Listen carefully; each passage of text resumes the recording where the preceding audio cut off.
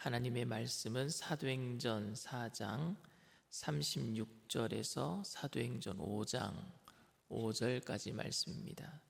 사도행전 4장 36절에서 사도행전 5장 5절까지 말씀을 우리 다 함께 합독합니다. 구브로에서 난 레위족 사람이 있으니 이름은 요셉이라.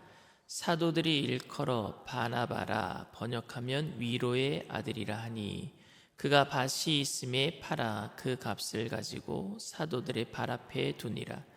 아나니아라 하는 사람이 그의 아내 삽비라와 더불어 소유를 팔아 그 값에서 얼마를 감추매 그 아내도 알더라. 얼마만 가져다가 사도들의 발 앞에 두니 베드로가 이르되, 아나니아야, 어찌하여 사탄이 네 마음에 가득하여 네가 성령을 속이고 땅값 얼마를 감추었느냐? 땅이 그대로 있을 때에는 네 땅이 아니며 판 후에도 내 마음대로 할 수가 없더냐? 어찌하여 이 일을 네 마음에 두었느냐? 사람에게 거짓말한 것이 아니요 하나님께로다. 아나니아가 이 말을 듣고 엎드려져 혼이 떠나니 이 일을 듣는 사람이 다 크게 두려워하더라. 아멘. 말씀의 제목을 함께 따라해 주시길 바랍니다. 자신에게 한 헌금. 자신에게 한 헌금. 우리는 흥부와 놀부 이야기를 너무 잘 알고 있습니다. 흥부는 부러진 다리, 제비에 부러진 다리를 고쳐주었어요.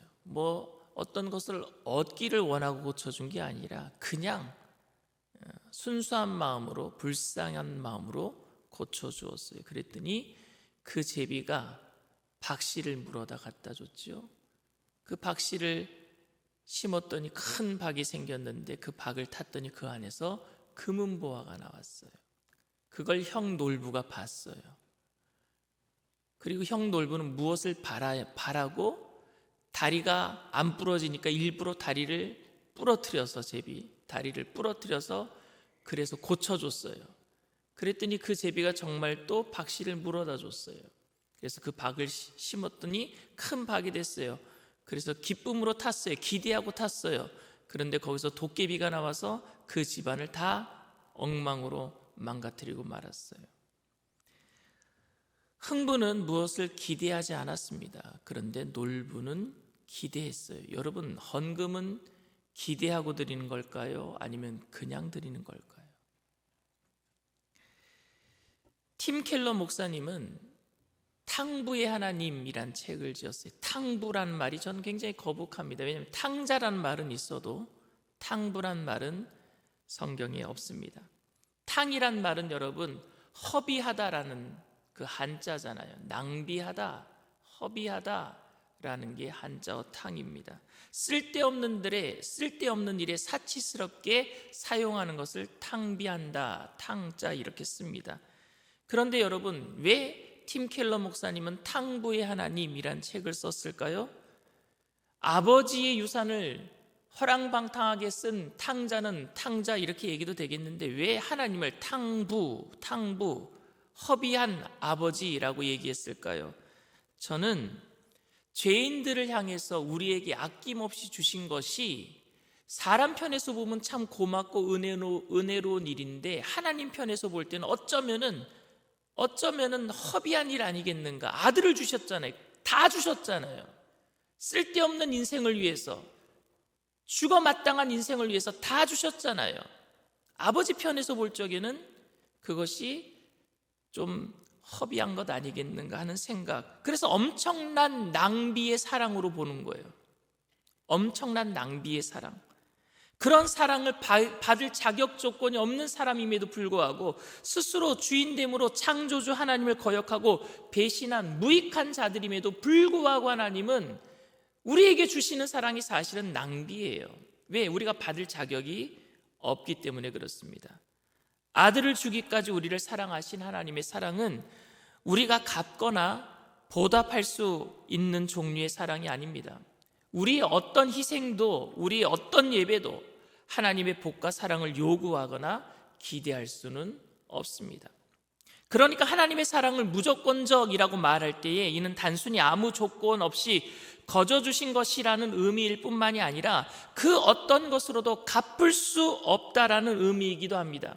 단순히 안 갚아도 되는 것이 아니라 갚을 능력이 우리에게 없다라는 얘기예요. 갚을 능력이 없어요. 아무리 헌금 많이 해도, 아무리 헌신을 많이 해도 우리는 하나님의 그 사랑, 엄청나게 낭비해 주신 그 사랑을 갚을 능력이 없습니다. 그런데 우리는 조그만 희생에도 생색을 냅니다. 조그만 희생에도 우리는 생색을 내요. 물론 그것은 자신의 희생과 하나님의 사랑을 비교해서 내는 생색은 아닙니다. 절대 아니에요. 하나님이 우리에게 쏟아부어 주신 그 사랑과 비교해서 내는 생색은 아니에요. 우리는 하나님에게 받은 은혜를 갚을 수 없다는 것을 너무 잘 알기 때문에 그렇게 비교해서 하나님 내가 이렇게 했는데 하나님 이것밖에 안 주시십니까? 이렇게 말하는 생색은 절대 아닙니다. 우리의 생색은 다른 사람과 비교해서 내는 생색이에요. 옆에 있는 성도와 비교해서 내는 생색입니다. 그러니까 불평이나 자랑이 정당하다라고 생각하게 됩니다. 다시 말하면 우리가 무엇을 하나님께 해도 은혜를 갚을 수 없는 것은 잘 알지만 상대적으로 다른 사람보다 내가 좀 더 희생했으니까 내가 그래도 다른 사람들보다 좀 더 큰 복을 받을 수 있다 이렇게 생각한단 말입니다. 그래서 헌신은 내가 더 많이 했는데 덜 헌신한 사람이 잘 되는 모습을 보면요 화가 나요. 하나님 앞에서 하나님의 은혜를 몰라서가 아니라 우리가 다른 사람들보다 좀 더 낫다라고 생각하기 때문에 그렇습니다. 다른 사람은 어떻게 됐는지 상관하지 않고 하나님만 보고 헌신하고 희생하는 것은 제가 보기에는 참 어려운 일인 것 같습니다. 왜? 우리는 다 같이 사니까 옆에 있는 사람들이 어떻게 하는 게 보여지니까요. 우리가 하나님에게 요구할 것이 없음을 인정하더라도 어떤 사람이 잘 되는 것을 보면 마치 우리가 하나님에게 더 요구할 수 있는 권한이 생기는 것 같단 말입니다. 저 사람 요것밖에 안 했는데 저렇게 받았어? 그러면 나도 하나님 더 주세요. 요구할 수 있는 권한이 생기는 것 같아요. 비교해서 생색을 낸단 말입니다. 저는 헌금하는 분들이 자신이 드리는 것을 하나님이 우리에게 아들 주심과 비교해서 그렇게 생색하는 사람은 없다라고 생각을 합니다. 그런데 다른 사람이 드리는 것과 비교하는 사람은 제법 많은 것 같습니다. 저는 지금도 저희 교회에서 누가 헌금을 얼마나 하는지 잘 모릅니다. 한 번도 헌금 내역을 들여다본 적이 없습니다. 저는 재직들이 11조를 얼마 하는지 저는 모릅니다. 교역자들이 11조 얼마 하는지도 몰라요. 누가 우리 교회에서 제일 많이 헌금을 하는지도 모릅니다. 그 이유는 제가 그 금액을 아는 순간부터 저는 자유로울 수가 없어요. 제가 이영훈 목사님을 모실 때에 목사님께서 신방을 하시거나 아니면 결혼식을 주례하신다거나 그러면은 감사하다고 사례비를 가져와요. 근데 목사님은 그 봉투를 열어보신 적이 없어요. 한 번도요.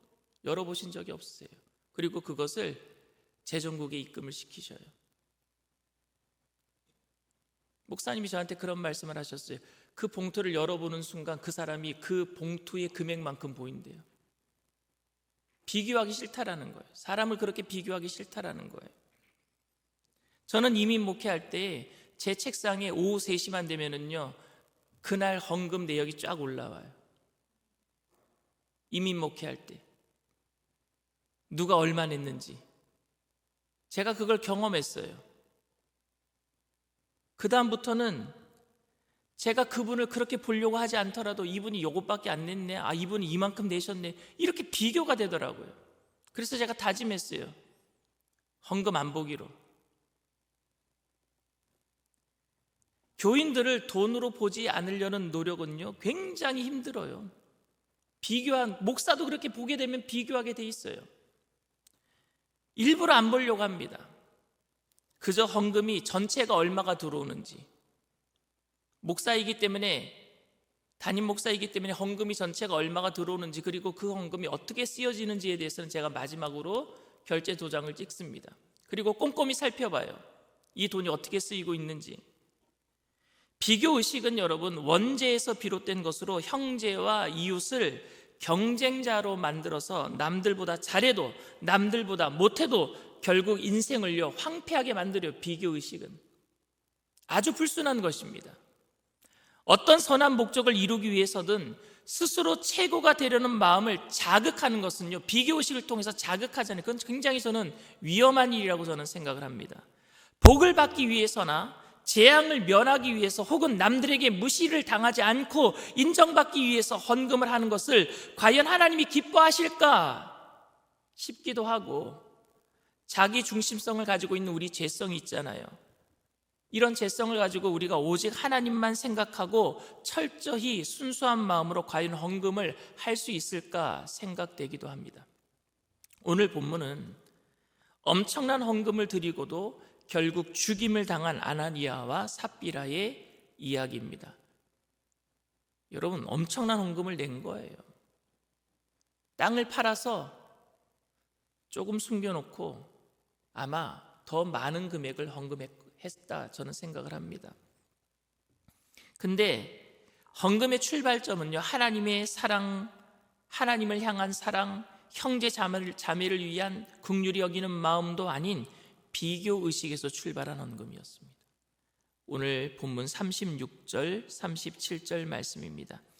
구브로에서 난 레위족 사람이 있으니 이름은 요셉이라. 사도들이 일컬어 바나바라, 번역하면 위로의 아들이라니. 그가 밭이 있음에 팔아 그 값을 가지고 사도들의 발 앞에 두니라. 바나바라고 하는 사람이 자기 땅을 팔아서 다 갖다 드렸어요. 교회에서 칭찬의 소리가 자자합니다. 대단한 사람이다, 바나바. 진짜 위로의 아들이다. 그 번역한 말대로 그 이름 그 뜻대로 다른 사람들을 위로하는 사람이다. 근데 여러분, 이 초대교회에 이 서로 자기의 모든 것들을 갖다가 교회에 여러분 사도들의 머리 위에 둔 게 아니라 사도들의 발 앞에 뒀대요. 헌금은 여러분 그냥 내 주장하려고 하는 것이 아니라 그냥 드리는 거기 때문에 발 앞에 갖다 놓는 거예요. 몰래 갖다 놓는 거예요.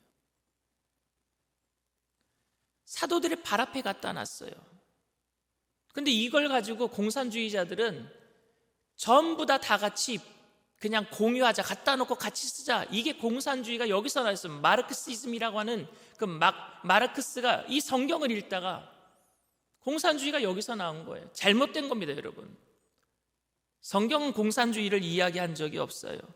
공산주의는 여러분 모든 것을 빼앗아서 다 같이 공유하자는 것이지, 초대교회는요 빼앗은 게 아니라 자발적으로 갖다 낸 거예요. 자발적으로 많이 번 사람들이 자발적으로 낸 거예요. 그래서 그것을 가지고 가난한 사람들이 나눠 쓴 거예요. 그것이 축복인 줄 믿습니다. 그게 축복이에요. 그리고 교회는 여러분 공산주의도 아니지만 자본주의도 아닙니다. 여러분, 자신의 노력으로 번 것을 내가 이렇게 노력해서 내가 벌었으니까, 가난한 사람들은 노력하지 않은 거야, 게을러서 저렇게 못 번 거야, 그래서 부익부 빈익빈을 자연스러운 현상으로 여기는 것 또한 이 자본주의 논리도 성경의 가르침이 아닙니다. 공산주의는 비교의식이 없는 세상을 만들기 위해서 공평한 분배를 강조하였고, 자본주의는요 비교의식을 강조하여서 남들보다 더 많이 가지도록 부추기는 세상을 만들었어요. 성경은 그 어디에도 공산주의를 얘기 안 해요. 자본주의를 얘기 안 합니다.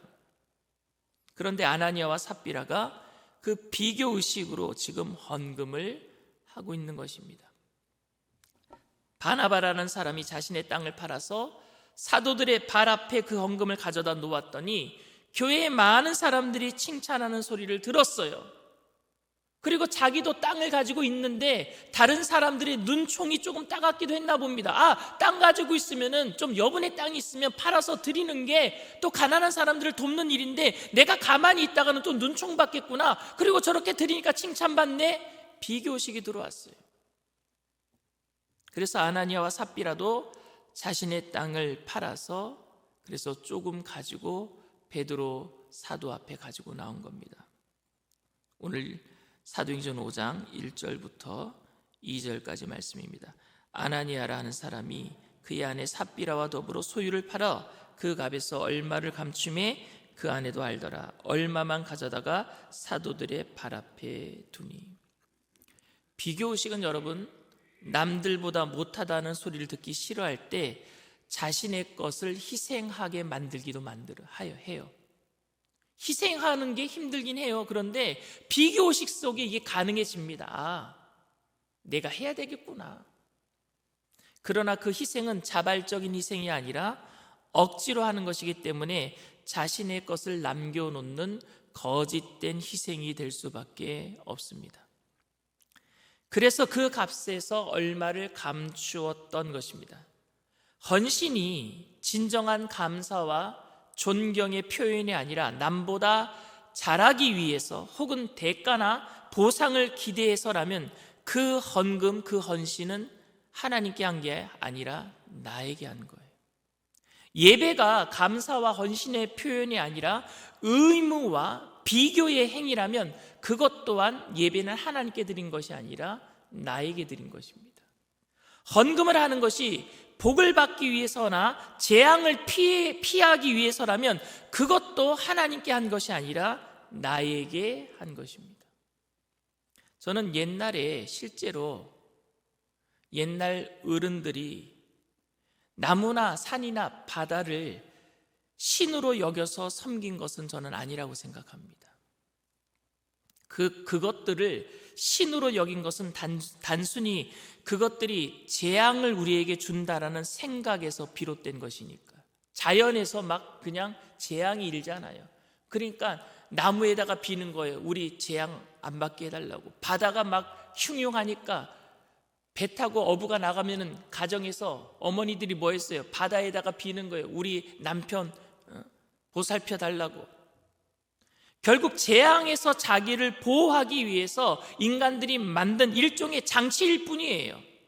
나무에게 비는 것도, 산에게 비는 것도, 바다에게 비는 것도 일종의 나를 위한 장치일 뿐이에요. 나를 보호하기 위한, 우리 가족을 보호하기 위한 장치일 뿐이란 말입니다. 우상 숭배란 결국 자기 숭배예요. 자기 숭배예요. 우상 숭배는. 산을 왜 섬깁니까? 나무를 왜 섬깁니까? 바다를 왜 섬깁니까? 돌부처를 여러분 왜 섬깁니까? 자기를 위한 장치예요. 우상 숭배는 결국에 자기 숭배란 말입니다. 그래서 바울은 탐심을 자기 숭배라고 얘기했습니다. 골로새서 3장 5절 말씀입니다. 그러므로 땅에 있는 지체를 죽이라. 곧 음란과 부정과 사욕과 악한 정욕과 탐심이니 탐심은 우상 숭배니라. 땅에 있는 지체를 죽이라.